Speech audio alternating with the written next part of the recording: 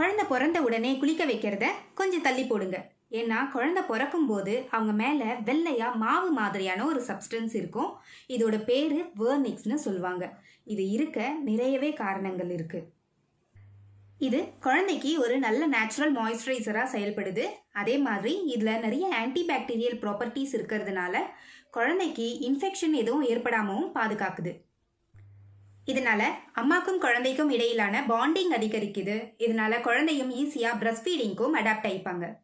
குழந்தைக்கு இந்த birth ப்ராசஸ்னாலையும் outer வேர்ல்டுக்கு அவங்க புதுசுன்றதுனாலையும் நிறையவே ஸ்ட்ரெஸ் ஹார்மோன் செக்ரேட் ஆகும். ஸோ இதை மேனேஜ் பண்ணுறதுக்கும், அதே மாதிரி குழந்தை அம்மாவோட வயிற்றுல இருக்கும்போது ஒரே மாதிரியான டெம்பரேச்சரில் இருந்திருப்பாங்க.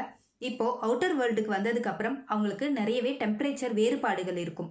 ஸோ இதை மேனேஜ் பண்ணுறதுக்கும் வேர்னிக்ஸ் ஹெல்ப்ஃபுல்லாக இருக்கும். இது குழந்தையோட பிளட் சுகர் லெவலையும் ரெகுலேட் பண்ணுது. அதனால வேர்ல்டு ஹெல்த் ஆர்கனைசேஷனான WHO என்ன சொல்கிறாங்கன்னா, குழந்தையோட முதல் குளியலை 24 மணி நேரமாவது கழிச்சு கொடுக்கறது ரொம்பவே நல்லதுன்னு சொல்கிறாங்க.